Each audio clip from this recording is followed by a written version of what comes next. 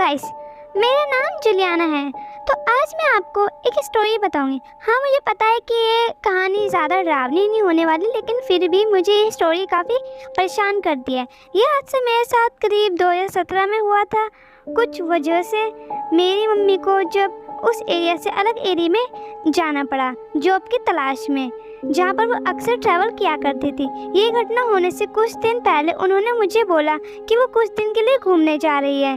मुझे ये सुन के थोड़ा बुरा लगा, लेकिन बाद में मैं मान गई और मुझे पता था वो जल्दी घर भी आ जाएंगी। काफ़ी दिन बीत गए थे और मैं मेरे भाई बहन के साथ घर पर बैठ के आराम से बातें कर रहे थे और हम लोग बाहर मूवी देखने भी जाते थे और कभी कभार रेस्टोरेंट में भी। और आखिरकार वो दिन आ गया था जब वो घर आने वाली थी, लेकिन मुझे काफ़ी हफ्तों से ठीक से नींद नहीं आ रही थी। अचानक से मुझे किसी के कदमों की आवाज़ आई, लेकिन मुझे लगा शायद वो मेरी मोम है, बट बाद में पता चला वो किसी आदमी के पैरों की आवाज़ थी।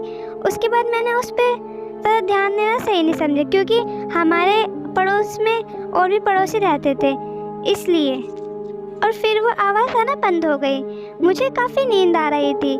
मुझे फिर लगा शायद ये पड़ोसियों की आवाज़ होगी। करीब 2 बजे मैंने हॉल में जाकर देखा तो पता चला कि वहाँ सीढ़ी के पास एक औरत खड़ी थी और वो बिल्कुल मेरी मॉम की तरह दिख रही थी। मेरी मॉम भी ऐसे ही कपड़े पहनती थी, तो मुझे लगा शायद कहीं मेरी मॉम तो नहीं है। मैंने उनके पास जाने की सोची, पर मुझे थोड़ा अजीब लग रहा था, तो मैंने उन्हें जाने दिया, क्योंकि मुझे लगा कि शायद वो बहुत ज़्यादा थक चुके थे, उन्हें आराम की ज़रूरत है। 1 घंटे बाद मैंने दरवाजे खुलने की आवाज़ सुनी। मैं नीचे गई और लाइट्स ऑन की तो देखा ये मेरी मॉम है।